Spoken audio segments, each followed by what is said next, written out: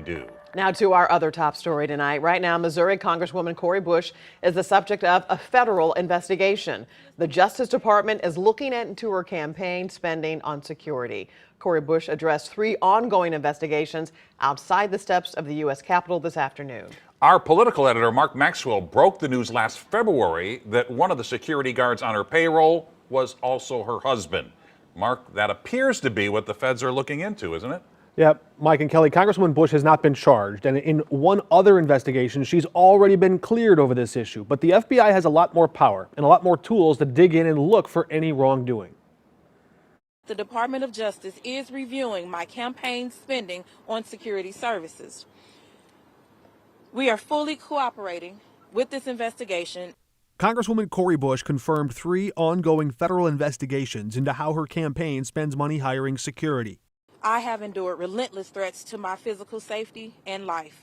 As a rank and file member of Congress, I am not entitled to personal protection by the House and instead have used campaign funds as permissible to retain security services.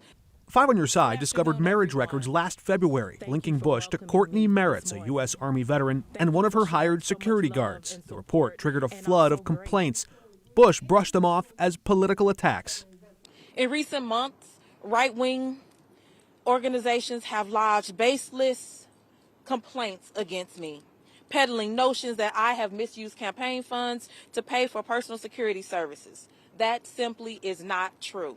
The Justice Department's investigation knocked Bush into defense mode 3 days after she asked supporters to replenish her campaign account. Every dollar counts. $10, $25, whatever you have. Public campaign finance records show Bush's campaign spent at least $750,000 on security since late 2019, with more than $100,000 going to her now husband. I retained my husband as part of my security team to provide security services because he has had extensive experience in this area and is able to provide the necessary services at or below fair market rate. Federal election law bars politicians from using campaign funds for personal use, but the Federal Election Commission does allow members of Congress to pay family if they perform a bona fide service.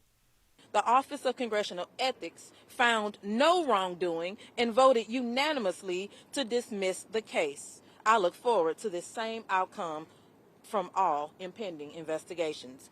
Whether or not she's ever charged, it goes without saying the timing of this disclosure could not be worse for Bush. While we learned the feds have issued subpoenas to her government staff in recent weeks, this news comes right as she's urging donors to pitch in her campaign, and this is the kind of news that might well give donors second thoughts.